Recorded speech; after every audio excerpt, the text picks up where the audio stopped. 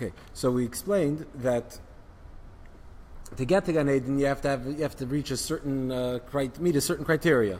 To get to Tchias HaMeisim, resurrection, we're saying everybody has it. It's unconditional. There is no criteria. And yet, even though heaven seems to be a more exclusive club than Tchias HaMeisim and the resurrection, nevertheless, we're saying that everybody, that even people that are the souls that have been in Gan Eden for so many years, for thousands of years, that have reached the highest heights in heaven, will come down to the resurrection, meaning that the resurrection is greater than Gan Eden, than heaven. Also, the mere fact that the resurrection comes after Gan Eden, so the souls that are in heaven will come down from Gan Eden into the resurrection, clearly it's a step up, not a step down. And yet, even though resurrection is higher, yet to get to Gan Eden, to heaven, you need to meet a certain criteria. And to get to resurrection, everybody has a portion. Kol Yisrael yeshlem cheluk olam haba. Everybody has a portion, part in the resurrection. So we explained, or we asked also, that if once we're working with this idea that the resurrection is a greater revelation, is a step up from heaven, so we have to understand, resurrection happens. The resurrection means that the soul comes back into the body is resurrected, comes back to life. Yet, the soul on its own is more capable of receiving divine revelation than a soul in a body. The body is physical and therefore limited. The difference between a soul and a body is physical, the soul is spiritual. The difference between spiritual and physical is, and even though there's certain dimensions in the spiritual as well, but talking about a higher level of the spiritual, so the body is limited to time and space.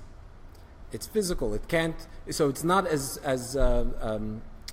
sensitive, or it's not as able to absorb and to process, to receive divine revelation as is something that's spiritual. So how is it that the higher revelation of resurrection is specifically to the soul as it's in the body? If the body seems to limit the divine experience, not enhance it. Right? Because it's physical.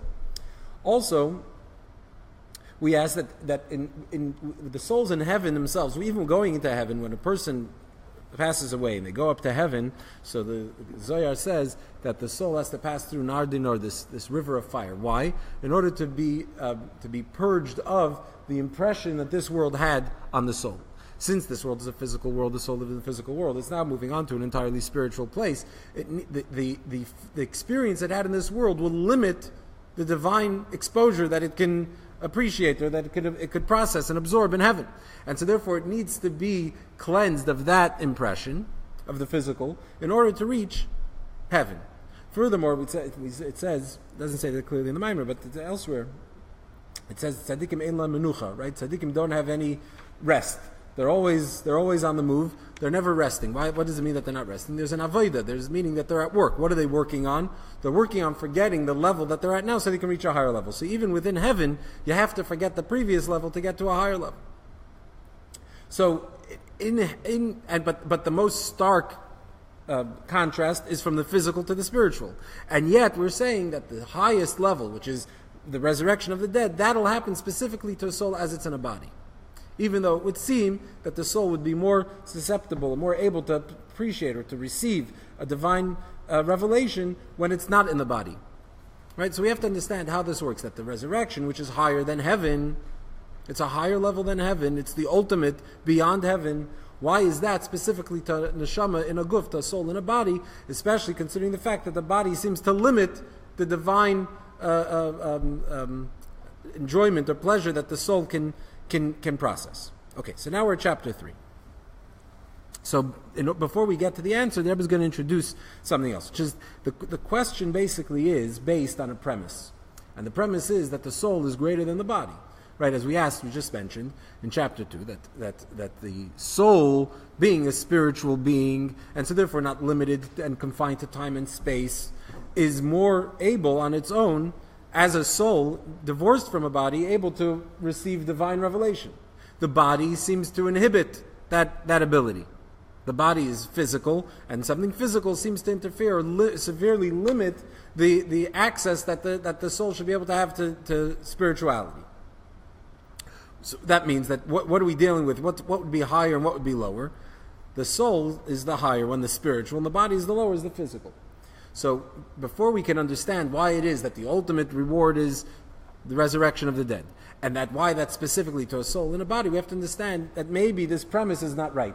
Maybe the soul isn't actually greater than the body, which is a very radical statement. Generally, we think the soul is greater than the body. So that's what we're going to start to get into now in chapter 3. So V'hinei ksiv, Zois HaTorah Adam. Verse says, this is the law of man. Zois HaTorah Adam. This is the law of man. What is it? How do we translate this? That Zois HaTorah Adam, the Torah is like man. ShaTorah b'dugmas Adam. The Torah is similar to man. That K'moisha Adam morka miguf and neshama, just as man is made up, composed of a body and a soul. Al derech zehu b'Torah sheyesh ba guf and neshama. So the same is true with regard to Torah. The Torah also has a body and a soul. And generally, the difference between the idea that the Torah is like man, and man is comprised of body and soul. So when we say the Torah is like man, the Torah is also comprised of body and soul. And generally, that's divided as the body is the mitzvahs, and the Torah, the study of Torah, that's the soul. So he explains there. The 248 positive commands are compared to, are considered, so to speak, the limbs of God, the limbs of the king. Like the limbs of the body. So we know the Zohar says that the mitzvahs are the limbs of the king, limbs of God, as it were. So we see that the mitzvahs are compared to the body parts. Hi hadam hu hanefesh. The Torah is like the blood, which, as we know, hadam hu hanefesh, the blood is the soul. Shemamsheches chayis beivarim da mitzvahs. That just as the blood brings life and animates the body, so the same is true that Torah is like the blood that brings life and animates the limbs, which are the mitzvahs. Right? So we have in their source, what are Torah mitzvahs? Torah is like the blood, and the mitzvahs are like the body. Right? Again, so what does that mean? So just as in a body, you have the limbs of the body are just, they're dead on their own, they can be lifeless, and it's the blood that brings the life force that carries the soul. That's why the prohibition against eating blood. We said, Hadam hu hanefesh, we quoted, because the soul is in the blood. And so the blood represents this idea of life, of soul, that animates the body. So the Torah is like the blood that animates, and the body and the mitzvahs are like the limbs that are the body. So you have body and soul. We remember we quoted in the Basi Lagani, we learned this here from Tafshin Yitches towards the end. So we said that we quoted also this verse Zois HaTorah Adam, and we said Adam is Aleph Dam, right? Aleph is Chachma, Dam is Dibur Maisa, but we also said Dam is also literally Aleph Dam. Dam is blood. So the Torah is compared to the blood, to the life force that animates the mitzvahs. And so we have from the Zohar that the mitzvahs are like the limbs, and the Torah is like the soul. So we have body and soul, and Torah is soul, and mitzvahs are body. That's how they are in their source. But furthermore, we find this plays out also in the next step, which is this is why we find that mitzvahs are tied to time and space, and Torah is not confined to time and space. What does it mean Torah is not confined to time and space? He says, Shalachein, kol ha'isik b'Torah's eila ki'ilu hikrev gam k'sheinu b'zman ha'makam ha'krava. As we see that the sages say that whoever studies the laws that say of the sacrifices, so by studying the laws of sacrifices, it's as if you brought the sacrifice. And it doesn't matter when you're studying them. Whenever you study these laws, it's as if you do. So remember, we quoted before about the difference between spiritual and physical is that the spiritual is not limited to time and space. The physical is confined to time and space. So the same is true with regard to the body and the soul. The body being the physical being, and so the body has its limitations and is confined to time and space, whereas the soul, the spiritual, is not. And so therefore we find that mitzvahs, which are like the body, mitzvahs are specific to time and space. You have time-specific commandments. You have to do a mitzvah, first of all, you have to do it in a certain way, in a certain place, a certain part of the body, depending on the mitzvah, and you have to do it at a certain time. Whereas Torah, you can study all parts of Torah anytime. Furthermore, like we just quoted, that when a person studies the laws of sacrifices, for instance, as if he brought the sacrifices. So we know in order to bring a sacrifice, the sacrifice has to be the right sacrifice, has to be during the time of the temple, it has to be in the temple specifically, and it has to be at the right time of year. So you can't bring a Passover offering, you can't bring the Korban Pesach on today, you can't bring the Korban Pesach, you have to bring it the day before Pesach in the Beis HaMikdash, there you can bring that sacrifice. But if a person opens up a Sefer and starts studying the laws of Korban Pesach today, it's as if he brought the Pesach, the Korban Pesach. Even though we're far removed from Jerusalem, we're not in the temple, we're not in temple times, it's not Erev Pesach, and yet, but why? Because within Torah is not limited to time and space. And so therefore it transcends time and space. So whenever you study it, by day, by night, doesn't matter, it's as if you've done it. So that's within this, in the spiritual sense. But in the physical, that plays out in time and space and is specifically tied to time and space. So we see how the Torah, another illustration, how even as Torah mitzvahs are come from their source, and as they find expression, Torah is not limited to time and space like the soul. And mitzvahs are like the body that are confined, just as the body is confined to its space that it occupies. And its function, that the limbs that have specific functions. Why? Because the body, which is physical, is limited and confined to time and space. And the soul, which is spiritual, is higher than time and space. So we see Torah mitzvahs as they are in their source within it before they come down. So you have the Torah is the soul, like the blood, and the body is the mitzvahs. The mitzvahs are like the body of God. And then you have, even as they find expression that mitzvahs are limited to time and space, just like the body that's confined to its capacities and its functions and its time and its space. And the Torah is like the soul that's spiritual, that's not limited. So, so just as we find this with regard to Torah mitzvahs themselves, the same is true with regard to the impact it has on the person. So, with regard to Torah mitzvahs themselves, we said Torah is like the soul and mitzvahs are like the body. But not only is it with regard to Torah mitzvahs themselves, but even with regard to the impact it has on the person. That the primary impact that the study of Torah has is felt in the soul, and the primary impact of the mitzvahs is on the body. So the mitzvahs also. So also the body is the one that's more engaged in the mitzvahs, and the soul, in a sense, is more engaged in the study. And body, when it says body, it means emotional as well. So that's what I'm getting to in a second. Yeah. So it could also mean even the emotions as well. But if we're talking very generally, the body, it's specific body parts that are engaged in doing the mitzvahs, and the emotion, that would be maybe more spiritual, more part of the soul. That would be more the Torah itself. Okay, that is impacted on the soul. Let's look at the footnotes. So we said in general that Torah and mitzvahs, Torah is the soul and mitzvahs are the body. So that's note 17. The Sefer Amarim Tavshin Aleph Sham Medubar be'inyan haguf v'nefesh b'Torah atzma. That in the Maimer of the Friedrich Rebbe that was quoted earlier, we didn't really discuss it, but in the Maimer, the Friedrich Rebbe talks about the fact that there's body and soul within Torah itself. So here we're saying that the body and soul could divide them.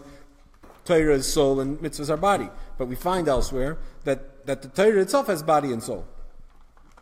So how does that work? So you notice inside the Maimer, the Rebbe says that it's bechlalos or achiluk bein Torah and mitzvahs. That we're talking in general. In the general sense, Torah is soul and mitzvahs are body. But more specifically, we know that everything is comprised of everything. There's the concept of hiskalos we're going to get into, which is everything is made up of each other. You know, today we're middle of Sfir Sa'im. We're counting the Eimer. So what today is Hoid of Tiferes.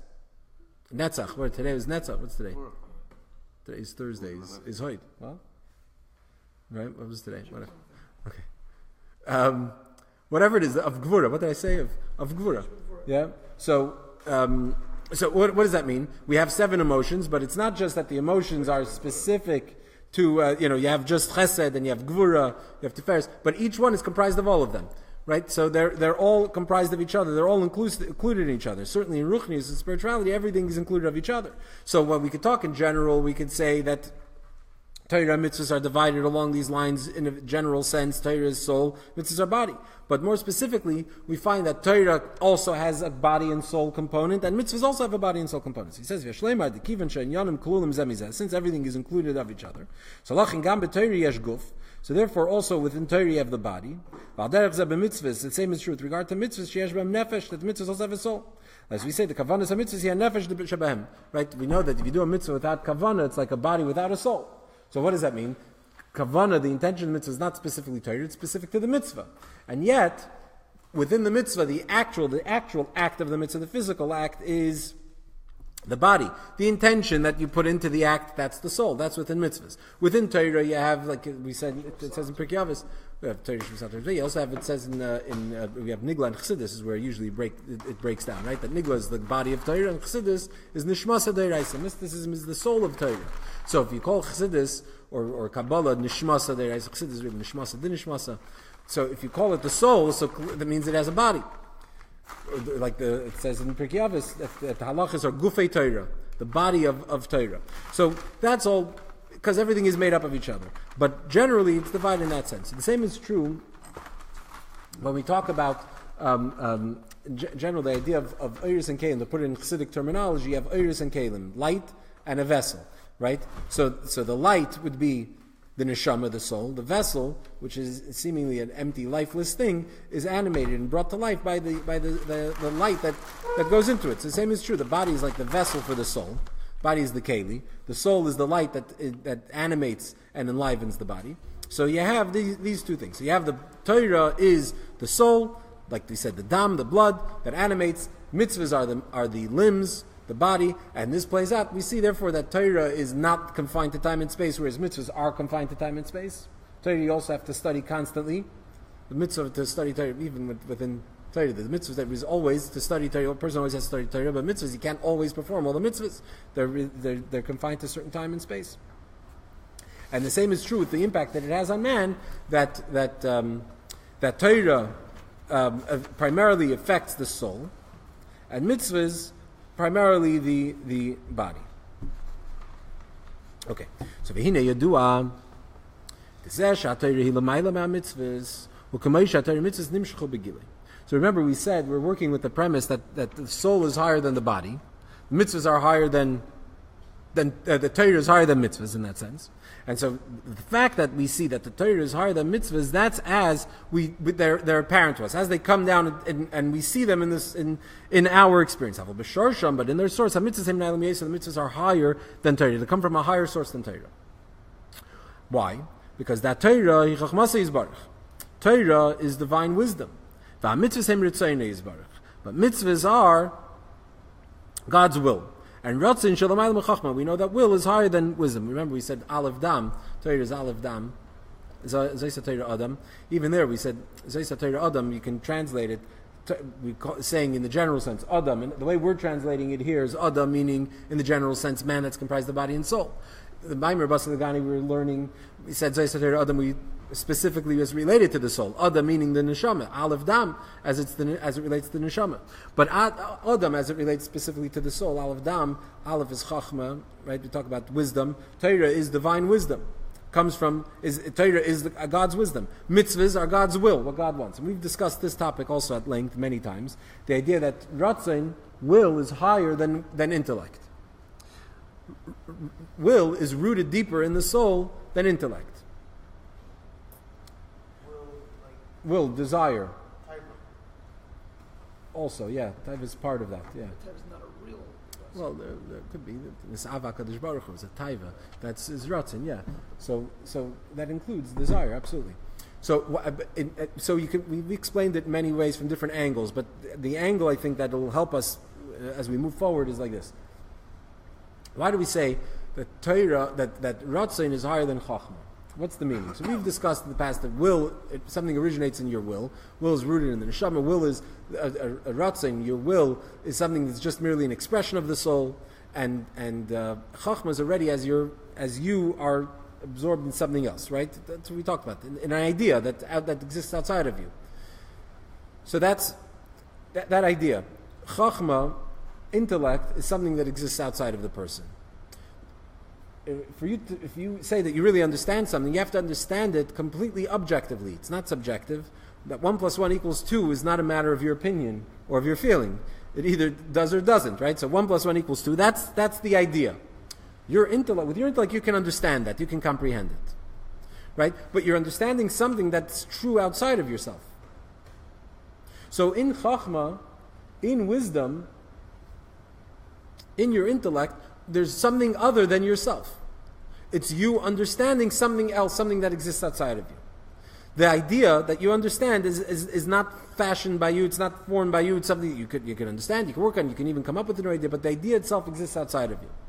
Whereas will doesn't exist outside the person. Will is simply what you want, not dependent on anything outside of yourself. And we'll get to a little bit later what real will is. When we say the gilui of it, the revelation of it, what does that mean? Generally, when a person is experiencing, has a thought, so the thought is a lot more intimately involved with the person, because you're alone with, like the expression, you're alone with your thoughts. You can sit alone and think all kinds of thoughts, and it's just you, there's nobody else there, you don't need anybody else. But when you want something, if you want to put that desire, you want to satisfy that desire, you need something else. You need to engage in something else. So in the gilui of it, in the revelation of it, as it plays out, as it's expressed, in its expression, intellect seems higher than will. Because intellect is something that remains within myself. I could sit alone and think, and I don't have to include anybody else. My will, in order to satisfy my desire, I need to engage in something else. It needs to be invested in something totally outside of myself. So whereas the thought is an idea that exists outside of me, but it's within myself. It's in my own mind. Whereas the thing that I want is, on a shelf somewhere in a store. I need to go and buy it. It's a separate thing. But in their source, will is all the person. That you want something is all about you, not about anything else. Whereas intellect is completely something else, not you. It's a separate thought, a separate idea that you then understand. So as they're expressed, big gilui, that's how we see that Torah is higher than mitzvahs, or in a sense, closer in a sense to the person than the filling of the will. But in their source, the will is actually higher. Which is also why Ratzin exists higher, is higher than Chachma, precedes Chachma, and why it's stronger than intellect. Your will is stronger than your intellect, because really it's rooted deeper in the individual, in the person, than is wisdom. So wisdom is as you have lowered yourself, in a sense, to know something, to be intelligent, to understand, and to understand something outside of yourself. Whereas will is simply an expression of the soul itself. So that's how we see that in its source, mitzvahs are higher than Torah. So this is true. We see it. We discuss this sort of an abstract, in theory. But furthermore, the gam not only as they are in their source, that we can understand this concept that the mitzvahs in their source are rooted deeper in the source, that come from a higher source than Torah. But it's true. It's even apparent even as we have them down here. Why? So even down here, even as they come down here, we see it's apparent that the virtue of the mitzvahs, the advantage of mitzvahs over Torah. Why? Because that Torah, Peter should be our mitzvahs. Because the Torah comes to tell us what to do. The whole Torah is basically an explanation and an instruction, commentary what to do.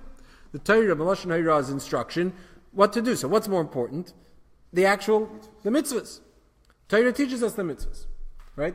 Like we say, like the whole idea, the famous Rashi, the beginning of the Torah, the Torah should have begun from Achedesh Elochem. Why? Because Torah is about telling us what to do. So it should start naturally from the first mitzvah. So Torah really, even the parts of Torah that are not specific mitzvahs are telling us mitzvahs, but really it's all about the lesson, how to behave. That's what the Torah is. So since the Torah is telling us what to do, it's almost like the Torah is the commentary on the mitzvah. So what's more important, the subject or the commentary on the text, right? You're studying Chumash and Rashi. You have to divide them. Obviously we don't. But what's holy Torah Shabiksav is Torah. Chumash Chachmas Eibishter. Rashi is merely a commentary on it. The fact that Rashi is coming to explain the Torah shows us that the Torah is the primary text, not the Rashi, not the commentary. Right? What? That's the Iker. That's the main thing. So the Pirush should be. It didn't say the mitzvahs how to do it. The Pirush should be is much greater the mitzvahs that you have to mivayah to Torah. No, The pi- he didn't say over here that he tell us how to do it. Right, not just the right. It's more than just telling you the mitzvahs. Right. The fact that it's explaining it means that it's even more. Emphasize that point even more. Okay. So like in Pasha Sisra, he says that everything that tells you how to do the mitzvah is called hechsher mitzvah. That's why you don't make a bracha on it. Right. The mitzvah itself is what you make a bracha on. So learning how to do the mitzvah is called hechsher mitzvah, and that's why you don't make a bracha. Right. So there you go. But also, even the learning Torah, you have to make a bracha. There's also the mitzvah of learning Torah. Right. Right. That's already the mitzvah of it. But the point is that, it's all, so if it's coming to tell you what to do, so obviously the main thing is the mitzvah itself. So we have these 2 points here. We're talking about it in the mitzvahs. We talked about it before in the body and soul. So we said that Torah is the soul, the mitzvahs are the body. See, even so, what seems to be higher? The soul is greater than the body. But here already we're starting to flip the script. The fact that Torah is the soul and mitzvahs are the body, and yet we see that the body is rooted higher than the soul, than the mitzvahs are rooted even higher than Torah. Torah comes from God's chachma, and mitzvahs come from God's ratzin, His will, they're God's will. And so therefore ratzin is higher than chachma, and as we explained, because ratzin is an expression of the soul itself without anything else. It's merely what I want, whereas chachma is understanding something outside of the person himself already, so it's something, there's otherness as well here. So therefore, the source of mitzvahs is higher than the source of Torah, and not only that, but as they're practiced and experienced down here, Torah is a commentary or an explanation, instruction on the mitzvahs, an explanation on the mitzvahs. So we see that mitzvahs are higher than Torah. So mizeh move on. The same is true with regard to the soul and body of man. Shehem b'dugmas Torah mitzvahs, because everything is a metaphor for everything else, right? So the fact that we have Torah and mitzvahs, our body and soul, the same is true that a person is comprised of body and soul. All these things are mirrors of each other, right? Mirror images of each other. So person is body and soul, similar to Torah and mitzvahs. That even though now the body's life force comes from the neshama, right? That's why the body, as we said, receives its life from the soul. So nevertheless, nevertheless, the source of the body, even though the body itself is lifeless without the soul, and it's the soul that animates the body, so the soul is higher than the body. And nevertheless, note, the source of the body is higher than the source of the soul. The body is rooted higher in God than the neshama. Let that sit for a minute, and let's skip the brackets a second, because that's we'll get back into that in a moment, where we're going to explain what that means. But so that's the point. Let's first just deal with the point that the body is higher, is in its source higher than the soul.